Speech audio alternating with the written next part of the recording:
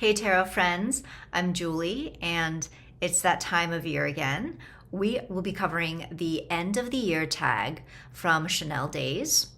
This has become a tradition and one that I've looked forward to doing again this year. So of course, I will leave Chanel's original video along with the prompts in the description. The first prompt is deck you loved using the most this year.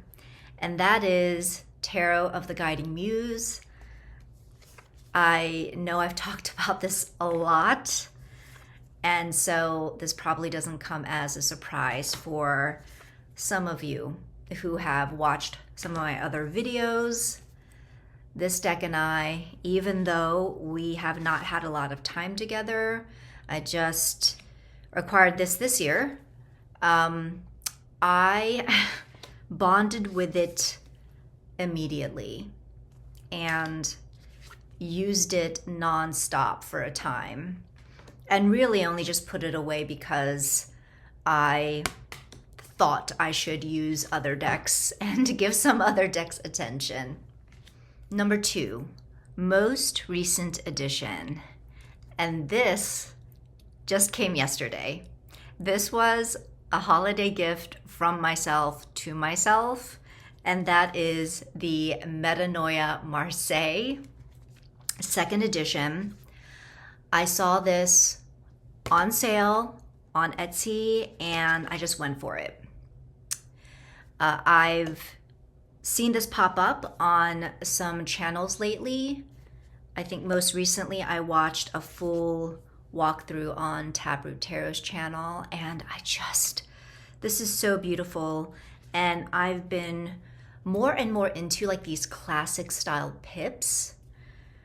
So I just went for it. I have seen also the 1st edition, and I know that the pips have been changed to be like just more solid and bolder in this edition, which I prefer so much more. Like, look at this moon card. It's gorgeous. Number 3, a deck that isn't your usual style, but you're vibing with it. So for this one, I went with the Goddess of Love Tarot. And FYI, I did do some modifications with this deck, so some cards won't look like the original. And this is a deck that focuses on the erotic divine feminine. And that is something that I am not really called to explore. So yeah, the subject matter for this wasn't the draw for me. It was more about the art and the fact that I just really loved the colors. I know a lot of people don't love this like red border, but I do. And I've also seen this trimmed and it looks great. But the red in combination with like the pinks and the rich greens and the heavy rose motif and the pearls, like there were just so many elements that really drew my attention and made me consider getting this deck, with the hopes of using it not to explore this specific topic, but to hopefully have it as a more like general use deck. And so that was something that I would have to test, and something that I did test over like the last few weeks. And I can't show that one. And it turns out that I can in fact use it as more of like a general use. The reason I modified some of this is that, it's another very heavy motif is like nudity, which I don't shy away from and it doesn't bother me. But, even with the focus of this being like connecting with the erotic divine feminine, it just started to feel a bit heavy-handed and repetitive, and limiting, because at least for me personally, having that connection with eroticism doesn't have to be limited to like just nudity. That's not the only way that I would connect with that, but that's a me thing. Art wise, I mean, stays with the thesis statement. It's doing what the deck intends to do, and I did not want to use it that way. So because I was able to modify it to better suit me, yeah, it's been great. Okay, the next prompt is favorite deck pairing, and this is again another one that I've talked about recently, shown before, and that is the pairing of Everyday Witch along with Raven's Prophecy. And this is a pairing that I just randomly chose to do, got a long while back, and remembered how much I loved it. Even though like the art style is different, they're not necessarily clashing in my opinion. So I do think they still work together and are complementary. And also they became fast friends. And so this was a pairing that I remembered and have since revisited a lot this year, recently, in recent months. So love these two together. Okay, number 5, Divination accessories.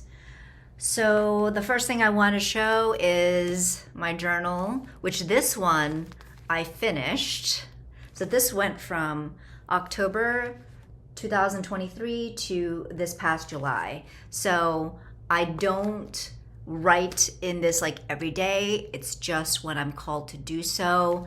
It is a mix of all different types of things, anything I want, but a lot of it tarot related. And I just love how it gets chonky like this. I know for some people this really would bother them, but like for me, I just, yeah, this makes me happy. So I have, of course, started my next one, and already I'm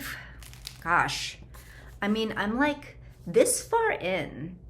And so this was started, July, and I'm already this far in, which for me is quite a lot, but, and a good chunk of this is keeping track of different tarot readings I've done, and yeah, just playing around, reflecting on certain readings and spreads. So this has definitely been a long-standing practice that has been very useful. And then of course I have to mention dice, because I have definitely become a bit of a dice goblin. And okay, can I show you a couple sets that Matt got me for our anniversary? These are both from Fenwick and Finch. And okay, this one has little roses inside, and it's probably one of my favorites. And then this one is has little flowers and then also moss. I'm pretty sure Tegan showed this one. Tegan of Animals and Arcana. She showed this when we did a dice video collaboration together along with Lennox Reese. Lennox might have those too. I can't remember. Anyway, I've been having a great time with dice. Previous to this year, I was using it simply to select my cards in a reading, but this year I actually dove into dice casting. And I do have Lisa and Dawn's guide, but the one that I actually started with was Lennox's guide. And so I did that for a little bit, but then decided I had the idea to feed two birds with one scone, which was to continue to have fun with dice casting, but then also try to retain more astrology information. So I essentially created like a dice casting guide with this guidebook, which is the Heavenly Bodies Astrology Deck guidebook. So I designated different sections to specific dice. And then for the remaining dice, I just opted to go with my own associations. With regard to the readings I've done so far, using that guidebook as my dice casting guide, the readings have been great. So luckily it's been working out so far. Next prompt is Great Cardback. And for this one, I went with the Dream Vision Tarot, the 3rd edition. And like even the cover of this box is gorgeous, but here's the back. So you have this holographic detail and then this combination of like pastels with this like neon chartreuse. It's beautiful and I wouldn't change a thing. So number 7, a deck with a theme you like. And this is kind of surprising to me because I never thought it would be a theme that I would like, and that is the Grateful Dead Tarot. I am not a deadhead, as I've said numerous times when showing this deck before, and yet I just love so much about this deck. I love how colorful it is. I love the different like deadhead symbols and themes that are running through. I appreciate that this is a deck that you could still use, not really knowing the various references to the band and to their iconography. It's because the guidebook doesn't really give you much in the way of, say, like, details about the dancing bears and what that is in reference to, or, the various skeletons and such. But that's okay, because if you're familiar with RWS, then this is not at all hard to read. Next prompt is the most beautiful deck this year. And honestly, my immediate reaction was to say the Metanoia Marseille, but I just got that yesterday and I haven't used it. So going with the deck that I did use this year, we'll say the traditional Korean tarot. And this is a deck that went completely neglected in 2024, to my shock. And so I did manage to pull it out this year and not forget about her. She pairs actually really well with the Goddess of Love Tarot. So those two had a bit of a fling. And it's just, in general, a visual feast. Number 9, deck you wish existed or a unicorn deck you want. So a unicorn deck that has popped up recently, because I've seen it on a few channels, most recently Robin's Reflections. This deck is Tarot by Caro. It is out of print. It is very much my cup of tea, with that kind of like flat vector style imagery. Love the bold colors, like everything about it appeals to me, and kicking myself that I didn't get it while I still had the chance. Number 10, which card sums up this year as a whole, or a card whose energy you want to bring in? So, not to bring the mood down, but I chose the 5 of Pentacles, and this is from the Bon Sequitur Tarot. This year has been, it's been very challenging in my personal life and just globally. And so, yeah, this very much sums it up without getting into too much detail. I would say both 2024 and 2025 have been hot sack of garbage inside of a dumpster fire. I also wanted to show this card, which is the 9 of Pentacles, because this has been a stalker card for me for like the latter part of the year.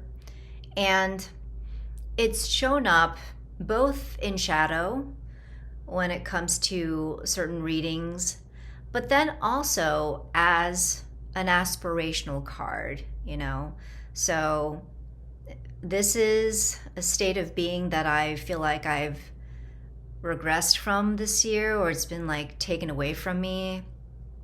But then also, this is the mindset, the vibe, the life scenario that I want to regain in 2026. So fingers crossed. Number 11, tarot practice reflection.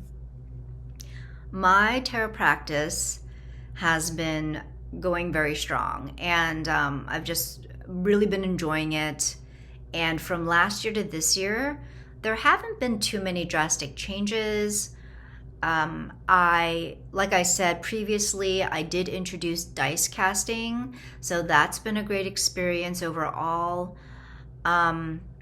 I've also been doing more with like cascading freestyle spreads, where I will start off a reading with a deck or two, and then in response to the cards I pull there in that initial draw, I will follow that up with like different decks, and then in response to those cards, I'll follow it up with other decks, and it just keeps going and going. And so it's a lot of decks in a reading, but so much fun. And more importantly, the readings have been clear and pertinent. But yeah, I mean, other than that, it's been pretty much the same. I will do a monthly card draw with a major arcana deck. And actually, I did also start including a draw from my cup of contemplation cards. And then I will do a daily pull, either a 1 card or a 2 card draw. And maybe not every day. I will have definitely skipped some days, and that's completely fine. But it's been, pretty regular schedule for doing that. And then, any number of either freestyle or a structured readings and spreads. So I have been keeping my tarot practice malleable and have not been holding myself to any strict guidelines or rules, and just checking back in every so often with what's working and what isn't working, and going from there. The final prompt is pull a card for the new year or a deck you want to use next year. I have a video called Newer Yet Neglected Decks that you can check out if you want to see the decks that I want to use next year, if I haven't already started since filming that video. But I thought we could pull a card for the new year, and I've decided that I'm going to pull from the Earthly Souls and Spirits Moon Oracle, because this is more of an affirming deck, and I just really can't handle pulling like a negative, shitty card. This deck shuffles so good. Okay. One more time, and then we'll just do quick overhand.